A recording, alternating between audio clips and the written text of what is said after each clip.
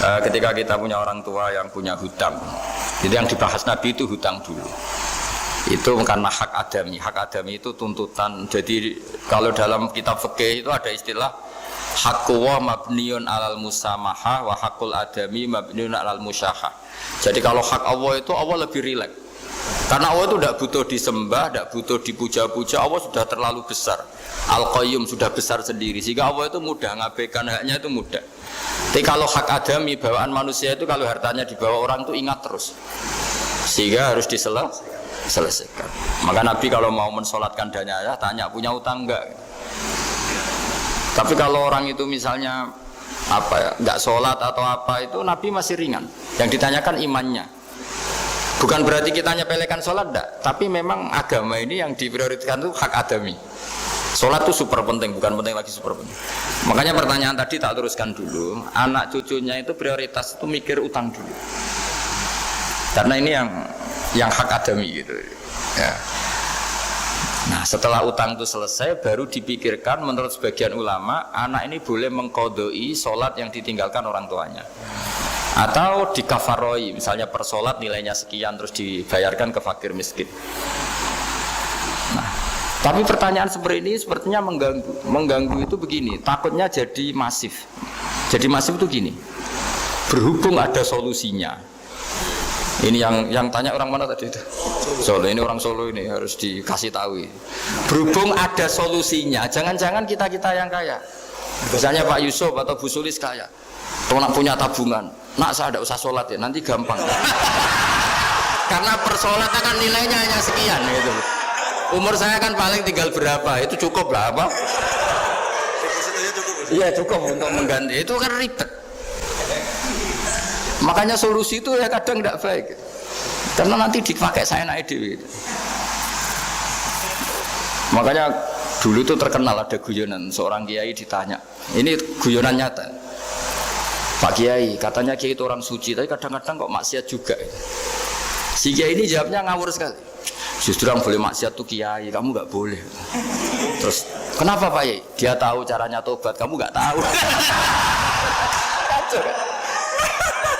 Jadi yang melanggar hukum itu kan yang pakar hukum. Tahu itu. Tahu ilmunya. Cara melanggar tapi nggak bisa dipidanakan. Punya penghapusnya Gus ya? Ya punya penghapusnya, itu kan ribet kan.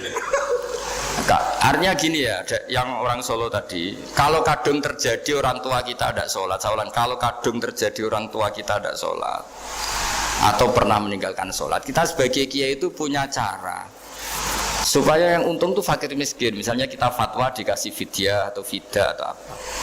Tapi ini bukan cara yang jadi solusi, karena takutnya nanti jadi gerakan masif tadi. Gerakan tidak usah sholat diganti, ya itu kan ceribet jadi. Tapi kalau sampai ingin berbuat baik sama orang tua yang nggak pernah sholat, saran saya satu, hak adamnya selesaikan dulu. Karena memang dalam syariat Islam nomor satu itu hak. Masyhur itu kan ketika ada jenazah Nabi itu nggak tanya orang itu sholat nggak, dan tanya kan punya utang nggak gitu. Sehingga kalau di kampung-kampung di mana-mana kalau ngelepas jenazah kan, kalau ada hak adami diambil alih keluarga supaya mayit ini ketemu Allah tanpa ada hak adami kan gitu, semuanya kan ya kan yang diselesaikan kan adami dulu, utang piutang itu tadi.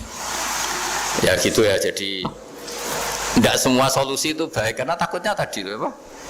Jadi gerakan tadi. Makanya kita jadi kiai sering bingung gitu karena mau gak fatwa itu ada yang tanya, mau fatwa takutnya tadi. Misalnya kita kan paling umurnya tinggal berapa, dihitung saja per sholat, terus bilang ke anaknya, nak saya tidak usah sholat, nanti ini aja bayarkan, kan jadi ribet. Nah yang pertanyaan pertama tadi tentang apa? Tentang banyaknya ini Gus, penceramah. Menceramah, itu agak provokatif. Beda itu ada dua, beda karena bodoh, itu memang harus kita tinggalkan. Yang beda karena bodoh, ada beda karena rumus ilmu, itu harus kita hormati. Saya punya sekian bukti beda ya, kalau karena bodoh tentu kita tinggalkan. Tapi kalau karena rumus ilmu yang beda, misalnya gini, saya kiai yang lama di kota, saya akan lama kerja di Jogja. Mungkin perasaannya orang kota itu kalau ketemu tetangga, misalnya saya kiai, udahlah kalau ketemu tetangga itu gak usah tanya. Ya kalau ketemu biasa aja, tidak usah tanya, tidak usah ramah, biasa aja. Itu mungkin bagus nasihat itu di kota, karena kalau di kota itu ketemu tonggo takok badhe tempundi mau kemana itu ganggu privasi. Sehingga bagian dari kebaikan baik sama tetangga ya jangan tanya, karena itu ganggu apa? Privasi. Tapi kalau di kampung dianggap sombong kan nggak tanya. Nah hal-hal seperti ini itu perbedaan karena ilmu. Memang di kota kulturnya seperti itu, di kampung seperti ini. Nah itu bukan perbedaan karena kondisi muqtadul hal. Memang kondisinya berbeda. Ya kondisinya apa? Berbeda. Misalnya saya sebagai kiai kan bayangkan kiai itu suka lah ngaji ibadah. Terus kamu karena orang kota sukanya pizza tuh. Gus kesini Gus ayo naik makan pizza bareng kan saya malah terganggu. Kamu niatnya hormat tapi ganggu karena nah. Sehingga dulu sahabat, ini cerita sahabat. Ada sahabat yang ditanya tabiin itu generasi setelah sahabat. Sifli wajah Rasulillah, tolong jelaskan ke kami wajah Rasulillah Shallallahu Alaihi Wasallam. Ini sahabatnya nangis. Oh maaf sekali, saya tuh gak pernah melihat wajahnya Nabi meskipun saya berpuluh-puluh tahun jadi sahabat. Juga gak pernah sowan Nabi. Saya sering jamaah sama beliau. Ditanya kenapa? Saya itu sungkan. Beliau terlalu wibawa. Jadi bentuk penghormatan sahabat ini kepada Nabi justru gak berani melihat wajahnya. Dan bukti penghormatan pada Nabi dia gak pernah sowan. Nabi itu punya anak, punya istri, punya cucu. Kalau sowan tuh ganggu. Sehingga dia cara berpikir ya itu bentuk hormatnya. Ya itu ya sah saja dia cara berpikir ditakdir begitu. Tapi ada beberapa sahabat yang justru saking cintanya sering melihat wajah Nabi, sering sowan Nabi. Itu hanya dia cara berpikir begitu. Ya kira-kira seperti itu. Jadi perbedaan itu ada dua. Ada yang karena bodoh, itu tidak kita ikuti. Tapi ada perbedaan karena pengetahuan. Ya kalau karena pengetahuan harus kita ikuti karena memang itu ya itu kan urusan sudut pandang.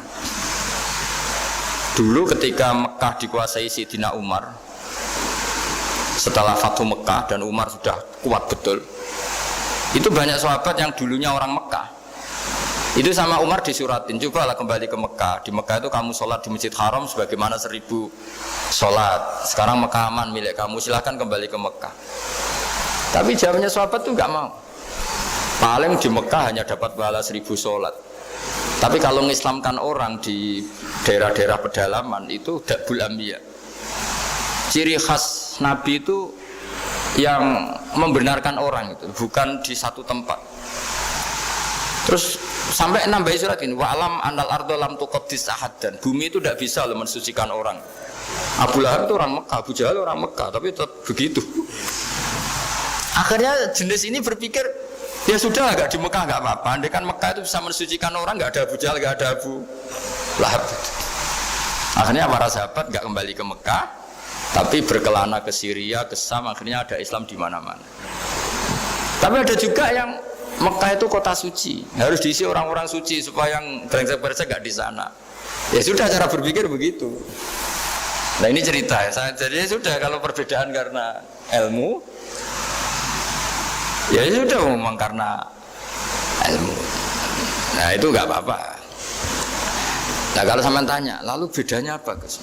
Yang beda karena ilmu karena ya lihat saja kalau dia orang pinter bacanya banyak berarti bedanya karena ilmu. Tapi kalau nggak pinter kok berbeda ya berarti karena nggak tahu.